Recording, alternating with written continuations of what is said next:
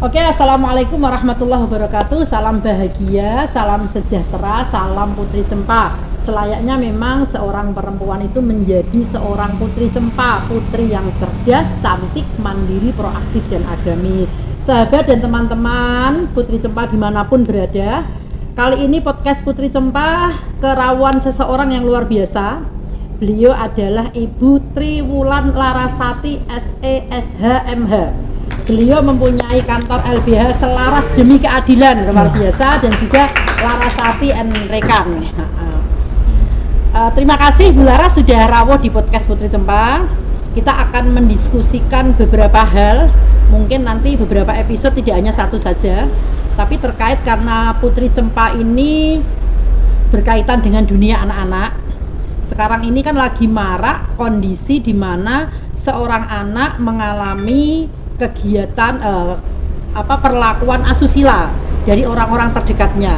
Mereka mungkin berkegiatan tetapi tidak sadar bahwa perbuatan itu termasuk perbuatan yang tidak etis gitu loh, yang diterima oleh anak-anak. Menurut Mbak Laras sendiri, saya panggil Mbak ya, menurut Mbak Laras sendiri, selama ini pernah nggak melakukan advokasi terhadap kasus yang melibatkan orang-orang terdekat anak yang justru merugikan karena membuat anak itu menerima perlakuan yang tidak etis? Baik, terima kasih Mbak Riro karena saya sudah diberi kesempatan untuk hadir di podcastnya Putri Cempa ya. Saya juga mengapresiasi Mbak Riro dengan adanya podcast Putri Cempa yang mengakomodir kegiatan anak-anak, mengakomodir ibaratnya ada hal-hal yang penting untuk mempresentasikan atau memberikan wawasan kepada orang tua mengenai anak-anak ya. Tadi terkait ya dengan Mbak Riro yang menanyakan ke saya mengenai bagaimana sih sebenarnya kasus-kasus yang sekarang marak ini kan persetubuhan asusila atau pencabulan yang banyak korbannya anak di bawah umur. Anak di bawah umur itu kan kecenderungan namanya anak ya Mbak ya. Namanya anak kadang kan tidak bisa mengungkapkan. Tidak semua anak bisa mengungkapkan kejadian apa, masalah apa, atau keinginan apa yang dialaminya. Nah, kondisi pencabulan, persetubuhan, kasus-kasus asusila di bawah umur itu kecenderungan memang dilakukan oleh orang-orang terdekat. Saya bukan baru pertama kali mungkin ya mendampingi kasus anak-anak di bawah umur seperti ini. Sudah sejak tahun 2006-2007 saya mendampingi kasus seperti itu. Biasanya kasus-kasus asusila seperti itu dilakukan oleh orang terdekat. Contoh misalnya bukan cuma misalnya dilakukan oleh bapak tiri ya, tetapi bapak kandung juga bisa. Bapak kandung saja sudah banyak ya Mbak ya, sudah banyak yang melakukan hal itu. Kok bisa ya, pertanyaan gitu, kok bisa ya, notabene seorang bapak kandung, kalau bapak tiri saja masih mungkin kita itu sebenarnya sudah bukan hal yang wajar, istilahnya masih bukan anak kandung, itu saja ibaratnya bisa melakukan. Bapak kandung kok bisa dan mampu ya, sanggup ya anaknya sendiri seperti itu kan, perlakuan anak sendiri itu. Kasus-kasus asusila, pencabulan atau istilahnya pemerkosaan itu kan tadi saya sampaikan biasa dilakukan oleh orang-orang terdekat. Anak ini kecenderungan dia akan mendekati orang yang berbuat baik kepadanya, yang dekat, naluri seorang anak seperti itu. Kenapa lebih mudah untuk melakukan hal itu kepada anak dari orang yang terdekat? Ya tadi, kenapa kita sebagai orang tua atau sebagai ibu harus bisa memberikan pemahaman ke anak. Oh, kalau anak, kita punya anak perempuan misalnya, kalau anak sudah mulai dini diajarkan atau kita berikan pemahaman, kalau ada yang melakukan ini kamu harus mengambil tindakan seperti ini. walaupun itu dengan bapak kandungnya. Iya, iya. Kenapa kadang seorang ibu walaupun itu anak kandung, kalau anak perempuan biasanya dekat sama seorang ayah ya Mbak, sudah agak besar, si ibu harus melarang nih, anak perempuannya deket nih, melarang anaknya boleh dekat dengan ayahnya, tetapi kalau sudah istilahnya kalau bobok bareng sampai besar gitu, itu sebaiknya disampaikan, kamu sudah besar, jangan lagi tidur bareng dengan ayahmu, kan seperti itu. Dalam aturan agama kan juga Iya, harus tidur berpisah. iya, justru itu. Tapi kan kadang juga sebelum 10 tahun itu sudah dilakukan, Mbak. Iya, iya. Dan kecenderungan tambah, ini yang baru saya tangani anak umur 6 tahun, Mbak. Umur 6 tahun sudah disetujui. Seperti itu. Mbak, mohon maaf, kalau kriteria anak di bawah umur itu secara aturan itu maksimal berapa? 18 sekarang. 18 tahun ke bawah itu berarti masih kategori di bawah umur. Artinya secara perlindungan, secara bantuan hukum juga ada aturannya ya? Udah. Kalau undang-undang yang dulu kan 19 tahun ya, ini malah 18 tahun. 18 tahun ke bawah itu di bawah umur. Bawah umur. Nah, kalau kemudian seorang ibu mempunyai anak gadis misalnya, mungkin juga joko lah, tidak hanya gadis ya, perlakuan yang tidak sewajar atau tidak senonoh itu kan bisa terjadi pada banyak jenis kelamin, ya kan, kita tidak harus perempuan maupun laki-laki kan gitu. Memberikan pemahaman tentang pola pergaulan atau hubungan dekat dengan seorang anak dengan ayahnya atau ibu dengan anak laki-lakinya, apakah itu wajar dilakukan, Mbak? Kan mereka sedarah gitu loh. Kira-kira sebabnya apa kok sampai ada seorang ayah yang berlaku tidak senonoh kepada anaknya? Banyak sebab ya Mbak ya, banyak sebab. Itu juga mungkin dari satu keimanan seseorang ya Mbak ya. Ini saya bilang keimanan, kenapa saya bilang keimanan seseorang, seharusnya kalau orang ini beriman, nggak mungkin dong anaknya dikorbankan sendiri, itu darah dagingnya ya, itu satu. Kedua, mungkin tadi nafsu setan. Dan yang paling utama sebenarnya apa? Hubungan suami istri yang tidak harmonis, tidak ada komunikasi yang baik. Seharusnya kan namanya hubungan suami istri kita bisa tahu lah seperti itu. Kalau tidak ada keharmonisan, tidak ada komunikasi yang baik, ada sesuatu hal itu kan tidak mungkin kita saling bisa mengetahui ya toh. Nah, dari sanalah timbul permasalahan, akhirnya mungkin tidak bisa menyampaikan ke istri. Akhirnya ada anaknya perempuan. Tadi kalau imannya saya bilang kalau imannya baik nggak mungkin ya anak sendiri. Lalu dari sana timbul adi nafsu setan, bilang betul. Nah, kalau untuk anak-anak laki-laki, kenapa kita juga kan sekarang juga banyak ya kasus-kasus istilahnya di sodomi ya bagi anak-anak laki-laki. Itu sebenarnya kadang ada orang tua yang kalau anak laki-laki itu nggak boleh cengeng, harus berani nih. Itu sebenarnya di sanalah malah kalau anak laki-laki diterapkan, kamu anak laki-laki nggak boleh nangis, nggak boleh cengeng. Sebenarnya di sanalah kita sedang memicu emosi anak kita sendiri. Seharusnya mengingatkannya tidak seperti itu. Memberikan pemahaman anak laki-laki memang harus tegar, tetapi boleh dong secara manusiawi, secara naluri dia boleh nangis, tersentuh hatinya boleh.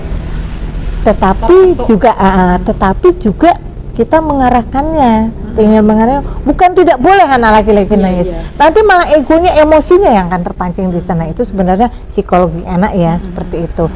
Sama halnya dengan anak kita misalnya perempuan. Anak perempuan nggak apa-apa nangis, ya toh nggak apa-apa cengeng, wajar. Itu juga nanti akan memicu anak untuk tadi tidak percaya diri. Nah, harusnya gini, anak perempuan misalnya kita gini, anak perempuan boleh dong kalau berani, gitu ta. Bukan berarti anak perempuan nangis wajar. Loh, anak perempuan juga boleh galak.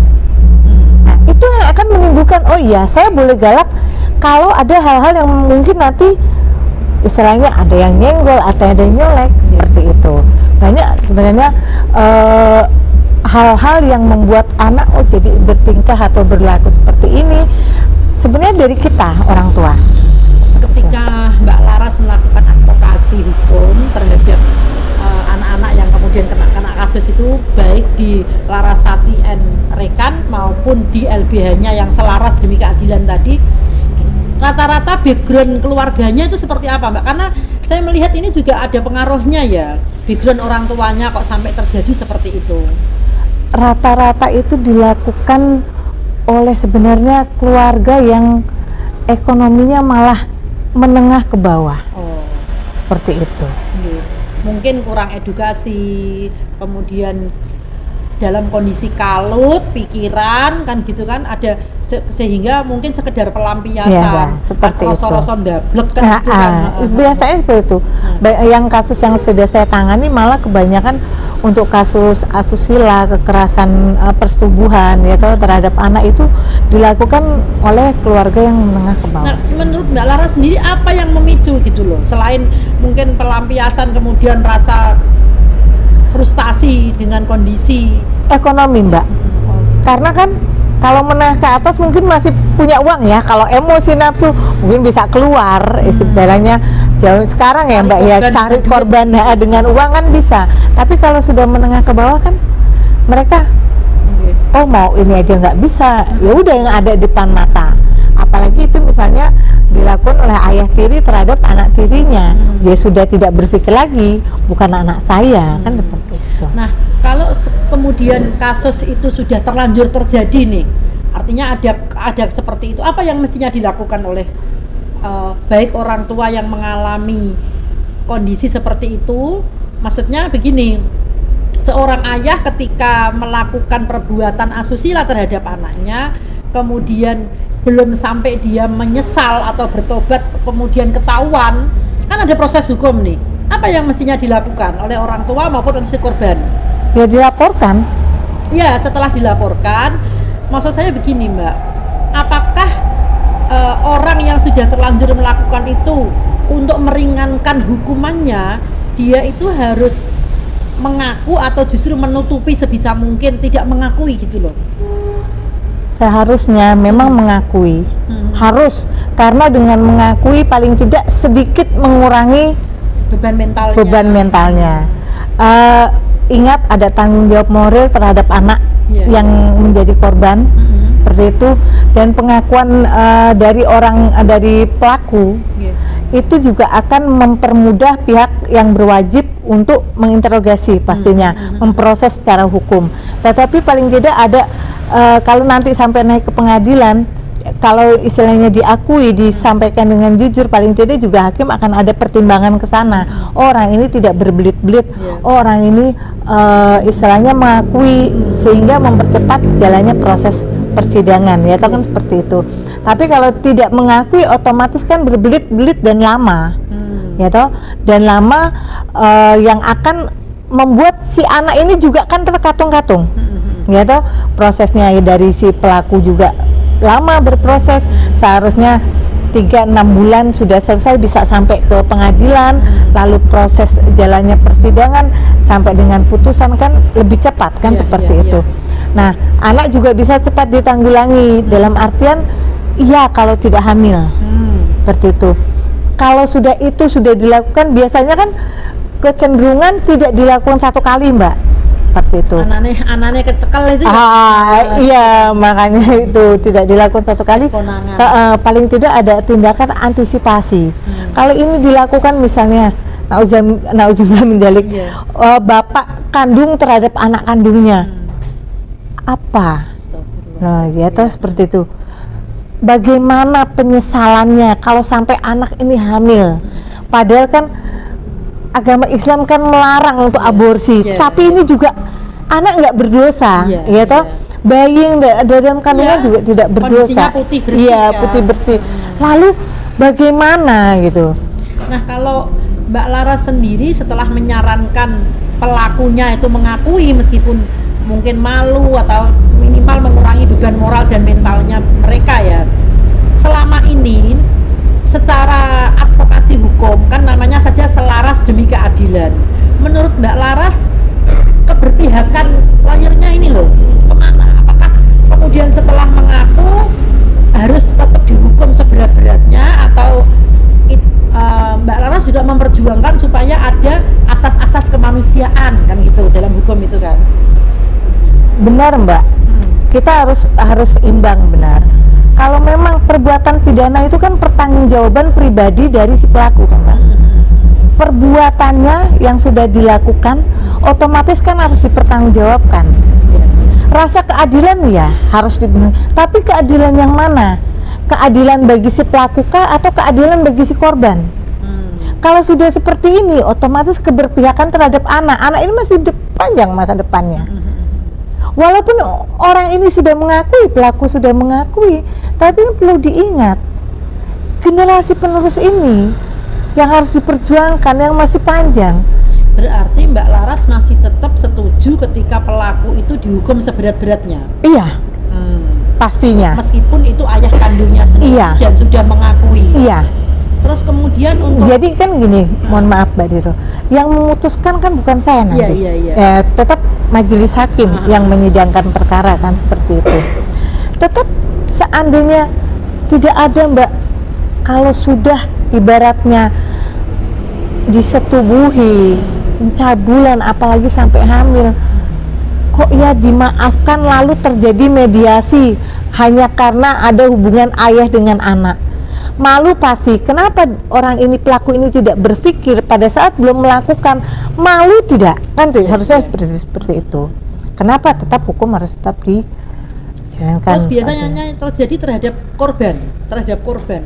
Apa yang dilakukan oleh hukum untuk melindungi korban gitu loh? Biasanya kan psikologis anak ini pasti terganggu. Kita biasanya kalau terus terang, kalau tim kami itu ada seperti psikolog ya Mbak ya, yang siap istilahnya memberikan istilahnya penyembuhan ya, namanya psikologisnya pasti terganggu. Saya memberikan terapi yang nantinya anak ini tidak secara psikologisnya tidak lagi sakit ya, biar bisa ternetralisir, bisa stabil lagi, biar istilahnya anak tetap menjadi anak. Dia juga punya istilahnya punya hak untuk senang kan seperti itu, punya hak juga karena misalnya mungkin masih anak di bawah umur, dia juga punya hak boleh bergaul, dia berani lagi, biar pede kan harus ditimbulkan seperti itu. Dan mereka biasanya bisa hidup normal lagi ya? Iya, harusnya 50% biasanya ada yang itu tergantung bahwa anak-anak itu juga ya Mbak ya. Ada karakter, ada seorang anak yang memang bisa sembuh 100%. Tetapi ada beberapa anak yang tidak bisa sembuh sampai 100%, ceria seperti juga tidak ada. Berarti ada yang seperti itu. Tetapi Mbak Laras melakukan yang terbaik ketika mendampingi mereka. Insya Allah yang terbaik. Ya, Mbak Laras, coba kita sebelum kita tutup acara podcast ini, saya ingin Mbak Laras memberikan sebuah kesimpulan atau pesan moral pesan hukum kepada para pemirsa yang di podcast Putri Cempa. Baik, untuk orang tua, kenapa saya pesankan ke orang tua? Untuk orang tua yang memiliki anak-anak di bawah umur, lebih baik mulai sejak dini anak diberikan pemahaman. Sekarang bukan hal yang tabu anak diberikan pendidikan seksologi ya Mbak ya, bukan hal yang tabu karena mulai di sekolah pun anak SD, SMP itu sudah diajarkan seperti itu. Berikan pemahaman dengan jelas, sejelas-jelasnya agar anak paham. Ajak anak-anak kita berkomunikasi. Jadikan kita orang tua berteman dengan anak. Jangan kita memposisikan orang tua, ya toh? Benar, orang tua harus dihormati, harus dihargai. Jangan, tapi kita sebagai orang tua jangan ego Mbak. Jangan ego, oh saya orang tua harus dihormati anak, sehingga anak menjadi takut untuk menceritakan masalahnya. Dengan kita memperlakukan anak seperti teman, bukan berarti anak tidak akan menghormati dan menghargai kita seperti itu. Tetapi kita dengan berlaku orang tua dengan anak bisa seperti teman, anak akan lebih gampang menceritakan atau mengkomunikasikan bila terjadi hal-hal yang tidak diinginkan. Betul sekali. Oke, sahabat Putri Cempa dimanapun berada yang sudah menjadi orang tua, memang anak dengan orang tua itu kan hanya sebuah hubungan biologis yang memang direncanakan oleh Tuhan. Tetapi ketika mereka sudah lahir ke dunia, ajak mereka, anak-anak kita menjadi sahabat dan teman kita, sehingga anak-anak itu merasa dekat dan mau menceritakan segala sesuatunya. Mudah-mudahan ini bermanfaat sekali untuk teman-teman yang ada di dunia ini yang lagi viral terhadap kasus tindakan asusila dan pencabulan terhadap anak di bawah umur. Salam bahagia, salam Putri Cempa. Selayaknya memang seorang perempuan menjadi seorang Putri Cempa, putri yang cerdas, cantik, mandiri, proaktif, dan agamis. Assalamualaikum warahmatullahi wabarakatuh.